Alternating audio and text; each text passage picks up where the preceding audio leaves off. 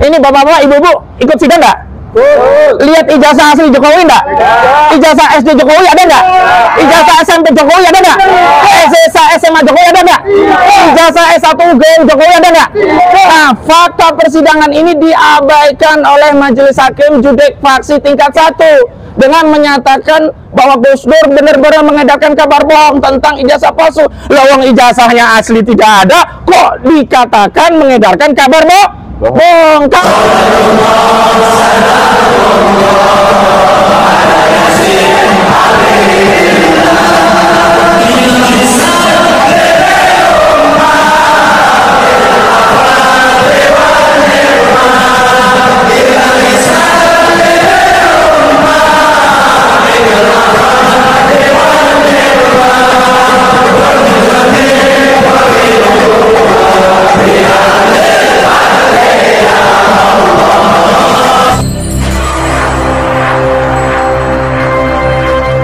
Pengadilan inilah yang telah memberikan vonis kepada Gus Dur 6 tahun penjara.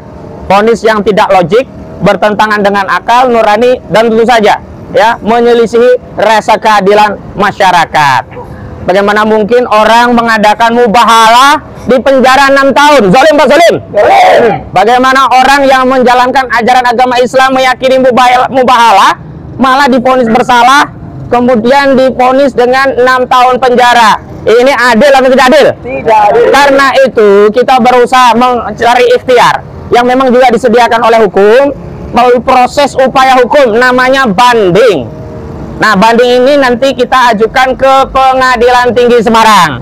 Namun proses administrasinya tetap diajukan melalui Pengadilan Negeri Surakarta. Banding sendiri diatur dalam KUHP itu 7 hari sejak putusan dibacakan. Dan kita ketahui Gus Dur divonis 6 tahun penjara pada tanggal 18 April 2023 yang lalu. Dan sesaat setelah pembacaan vonis, tim kuasa hukum secara kompak menyatakan banding. Dan selanjutnya salah satu tim kami, Pak Ridho, juga sudah menandatangani akta permintaan banding melalui Pengadilan Negeri Surakarta. Artinya banding ini ya menjadi sah karena memasuki tenggang waktu yang diatur undang-undang, masih di bawah 7 hari, bahkan langsung ya banding ini diajukan saat vonis dibacakan. Itu yang pertama yang perlu diketahui oleh semua pihak. Yang kedua, dalam proses banding ini ada pengiriman memori banding.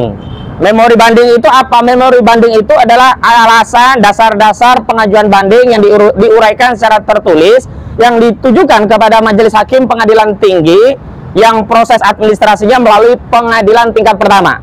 Nah, dalam hal ini hari ini kami ingin menyerahkan memori banding. Sudah kami persiapkan. Memori banding ini kami tujukan kepada Majelis Hakim Pengadilan Tinggi Semarang yang beralamat di Jalan Pahlawan nomor 19, Mugasari, Kecamatan Semarang Selatan, Kota Semarang, Jawa Tengah, melalui Pengadilan Negeri Surakarta di Surakarta. Lalu apa dasar dan alasan banding yang kami ajukan? Rinciannya ada di dokumen ini, ya. Namun secara deskripsi ringkasannya adalah sebagai berikut. Yang pertama, kami mengajukan banding karena Judek Faksi tingkat 1 telah keliru menerapkan hukum. Apa itu Judek Faksi? Ya, ini pengadilan yang menghakimi fakta hukum. Dalam ini Pengadilan Negeri Surakarta. Jadi Majelis Hakim itu telah keliru menerapkan hukum, keliru menerapkan pasal. Kenapa demikian? Karena dalam kasus Gus Dur ada 2 peristiwa yang berbeda ya, yang tidak bisa digeneralisasi dikenakan dengan pasal yang sama, apalagi divonis dengan vonis yang sama. Jadi peristiwa pidananya itu ada 2, kalaupun itu mau dipaksakan sebagai peristiwa pidana. Walaupun kita umat Islam tentu ya sangat marah, sangat tidak terima bagaimana mungkin peristiwa mubahalah dianggap sebagai peristiwa pidana ya, bukan kejahatan mubahalah itu. Jadi ada 2. Pertama, ya ujaran kabar tentang ijazah palsu saudara Joko Widodo baik SD, SMP, SMA hingga S1. Siapa yang melakukan? Kalau ini namanya Bambang Trimulyono. Siapa? Bambang Trimulyono. Yang kedua, ada peristiwa mubahalah untuk memverifikasi kebenaran kabar ijazah palsu saudara Joko Widodo. Yang melakukan ini adalah Gus Dur atau Sugi Nur Raharja. Jadi peristiwanya beda, yang satu ijazah palsu, yang satu mubahalah. Kok bisa yang bermubahalah juga dikenakan pasal 14 ayat 1 Undang-Undang Nomor 1 1946 dan juga divonis sama dengan yang mengatakan ijazah palsu? Jadi kan nggak nyambung, ada kekeliruan penerapan hukum dalam fakta persidangan. Fakta persidangan telah tegas menyatakan Gus Dur itu perannya melakukan mubahalah, membimbing mubahalah Bambang Trimulyono. Sementara Bambang Trimulyono lah yang mengatakan ijazah SD, SMA, S1 Jokowi itu palsu. Dibuktikan dengan apa oleh Bambang Tri? Dibuktikan dengan buku Jokowi Undercover. Jadi yang pertama, ada kekeliruan penerapan hukum oleh Majelis Hakim tingkat pertama judek faksi, yakni Majelis Hakim Pengadilan Negeri Surakarta. Mudah-mudahan kalau nanti yang mengadili pengadilan tinggi Semarang yang tidak banyak tekanan, tidak banyak atensi dari kekuasaan, tidak pusing melihat dinamika persidangan, bisa lebih bijak, bisa memilah, kemudian memilih dan menetapkan pasal dengan benar. Masa peristiwanya beda kok pasalnya sama? Satu peristiwa mubahalah, satu peristiwa ijazah palsu, kok sama-sama dikenakan pasal 14 ayat 1. Padahal dakwaan jaksa itu banyak. Ada pasal 14 ayat 1, ada pasal 14 ayat 2, ada pasal 15 Undang-Undang Nomor 1 1946. Nah, ini Majelis Hakim tingkat pertama telah keliru, menggebiah uyah kalau kata orang Jawa, mengeneralisasi kalau istilah kerennya, ya.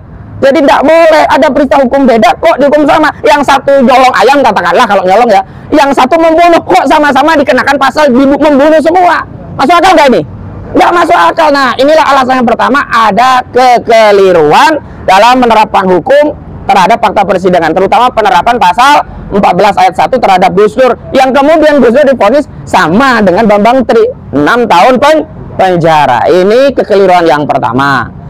Dasar yang kedua, bahwa ya judek faksi Pengadilan Negeri Surakarta telah mengabaikan fakta persidangan, khususnya fakta bahwa tidak pernah ada ijazah asli Jokowi. Nah, ini bapak-bapak, ibu-ibu ikut sidang nggak? Lihat ijazah asli Jokowi nggak? Ijazah SD Jokowi ada nggak? Ijazah SMP Jokowi ada nggak? Ijazah SMA Jokowi ada nggak? Ijazah S1 UGM Jokowi ada nggak? Nah, fakta persidangan ini diabaikan oleh Majelis Hakim judek faksi tingkat 1 dengan menyatakan bahwa Gus Dur benar-benar mengedarkan kabar bohong tentang ijazah palsu. Lawang ijazahnya asli tidak ada, kok dikatakan mengedarkan kabar bohong? Kalau ijazah palsu itu kabar bohong, berarti harus dihadirkan ijazah asli. Kalau ijazah asli berarti terbukti bohongnya. Kalau nggak ada ijazah asli, terbukti tidak? Tidak terbukti. Dan hakim tidak pernah memberikan pertimbangan tentang tidak adanya ijazah asli ini. Jadi diabaikan fakta hukum tentang tidak adanya ijazah asli ini. Dan ini sekali lagi bagi segenap rakyat Indonesia menjadi sah dan meyakinkan berdasarkan fakta persidangan bahwa tidak pernah ada ijazah asli Jokowi. Takbir.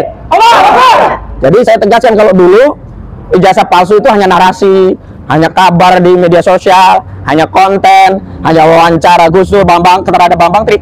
Hari ini saya tegaskan bahwa ijazah palsu itu menjadi terbukti karena tidak pernah ada ijazah asli, dan ini fakta persidangan. Takbir. Di dalam fakta persidangan tidak pernah ada satu lembar pun ijazah asli Jokowi. Nah, ini diabaikan oleh Majelis Hakim judek faksi tingkat pertama. Bagaimana mungkin bisa membuktikan ada kebohongan dalam ijazah palsu? Ijazah aslinya tidak ada. Ini dagelan apa dagelan ini? Dagelan. Ya, itu alasan yang kedua. Dan Majelis Hakim di dalam fakta persidangan itu kan ada ahli kita, ada ahli Dr. Muhammad Taufik Islah SMH, ahli pidana, ada ahli hukum dan HAM Rocky Gerung, ada ahli linguistik forensik Profesor Aceng Ruhendi Saifullah, ada juga Profesor Dr. Mompang L. Pangabean, ahli pidana, ya kan, ahli linguistik forensik, ahli hukum dan HAM, termasuk ahli pidana yang dari kita, bahkan ahli pidana dari jaksa, yakni Profesor Mompang Pangabean mengatakan dalam kasus ujaran bohong terkait ijazah ini harus dibuktikan dengan adanya ijazah asli. Ijazah aslinya harus dihadirkan. Tapi fakta persidangan ini diabaikan.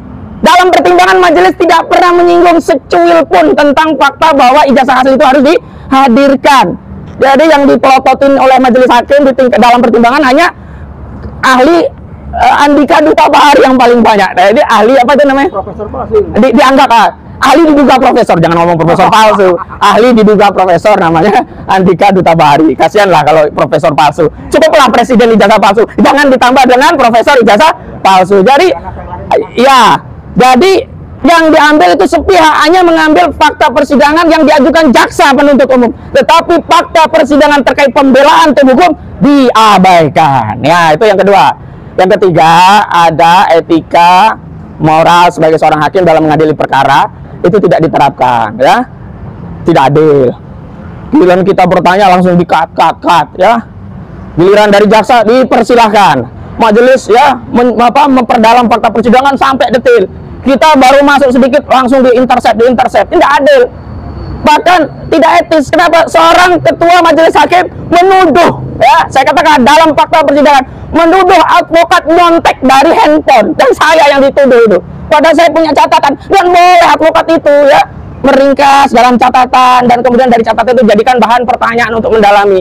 Jadi ada etika hakim juga yang banyak dilanggar. Nah, 3 kriteria besar tadi sudah kami tuangkan dalam memori banding yang terdiri dari 30 halaman, dan sebelumnya kita membuat materi pledoi 370-an halaman dengan lampiran buku Jokowi Undercover sebagai bukti itu ya kira-kira 700-an halaman. Nah, semuanya itu diabaikan yang awal. Nah, mudah-mudahan 30 halaman ini diperhatikan benar-benar oleh hakim judek faksi tingkat kedua, yakni hakim yang masih mengadili fakta persidangan oleh Pengadilan Tinggi Semarang. Nah, dan yang paling penting, ini yang paling penting ya, kita tidak mau pengadilan mewariskan legasi dendam. Apa legasi dendamnya? Orang tidak bersalah dipaksa divonis bersalah. Ini bisa ada dendam, bukan dendam kepada individu, bisa dendam kepada pengadilan. Ada itu majelis hakim tingkat pengadilan tinggi harus mengoreksi agar tidak ada legasi dendam terhadap pengadilan, yang diharapkan pengadilan itu ya memberikan keadilan, bukan ya memberikan kezaliman lah. Orang bermubahalah kok divonis 6 tahun, yang koruptor aja Romi itu aja cuma 1 tahun atau berapa itu, sekarang udah jadi kader P3 lagi, sudah ikut pilpres sana sini, sudah senyum ke sana sini. Ini mubahalah. Nah, masyarakat ini, yang masyarakat mencari keadilan akan bisa saja jadi tidak percaya lagi dalam mencari keadilan melalui pengadilan, dan ini kita khawatirkan akan terjadi eigenrechting. Males lah bawa pengadilan, paling juga di pengadilan vonisnya nanti juga zolim begitu. Nah, ini yang berbahaya. Saya kira ini akan menjadi atensi bagi majelis hakim judek faksi tingkat kedua di Pengadilan Tinggi. Dan yang paling penting ini, kita semua itu punya kepentingan dengan perkara ini. Yakni apa? Kita punya kepentingan memiliki presiden jujur. Kita pengen punya presiden jujur nggak? Ya. Kita mau nggak dipimpin presiden pembohong? Tidak mau. Nah, telah terbukti secara sah dan meyakinkan melalui persidangan, tidak pernah ada satu lembar pun ijazah Jokowi. Karena itu apakah segenap bangsa, seluruh tumpah darah Indonesia, segenap rakyat Indonesia itu ridho dipimpin oleh presiden yang tidak punya ijazah asli? Kalau sebelumnya beliau tidak mau menunjukkan, tidak ada masalah karena tidak wajib. Tapi di persidangan ini wajib. Kalau tidak ditunjukkan di persidangan, ya maka menjadi sah dan meyakinkan memang nggak punya ijazah asli.